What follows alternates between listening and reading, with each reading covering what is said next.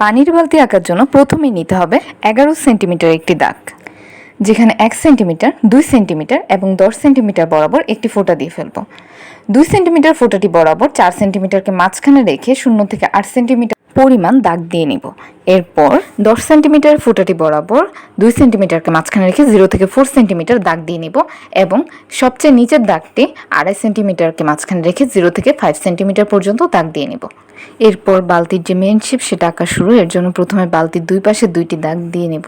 এরপর বালতির যে মুখটা সেটা আঁকবো। এটা আঁকার জন্য তোমরা কেউ চাইলে চাঁদাও ইউজ করতে পারো, আমি সেটা আর এখানে দেখাচ্ছি না।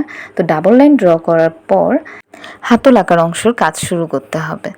এর জন্য আমি প্রথমে 4 সেন্টিমিটার পরিমাণ ডিস্টেন্স নিয়েছি, তারপর হাতলটা এঁকে ফেললাম। এরপর নিচের জায়গাটা একটু রাউন্ড শেপের হবে, সেটাও দিয়ে নিলাম। বাস, আমাদের বালতি কিন্তু আঁকা শেষ।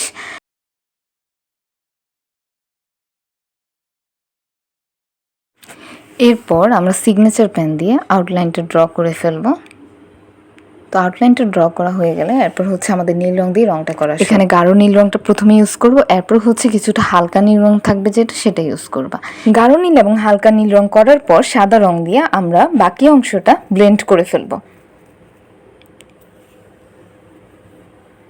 তারপর হলুদ এবং কমলা, হালকা কমলা রং দিয়ে রঙের শেডটা খুব সুন্দরভাবে মিলিয়ে ফেলবো।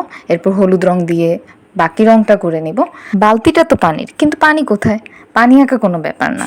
আমরা সিগনেচার পেন দিয়ে একটা পানির লাইন ড্র করে নিলাম। এরপর কমলা রং, কিছুটা সাদা রং, যে জায়গাটা আমরা গিয়ে রঙের শেডটা ব্লেন্ড করব। এরপর গোলাপি রং। তো আঁকা হয়ে গেল পানির বালতি। আচ্ছা, নিচে দিকে কিছুটা ময়লা আছে, এটা বোঝানোর জন্য একটু সিগনেচার পেন দিয়ে আমার মতো করে রংটা মিশিয়ে দিবা। Thanks for watching.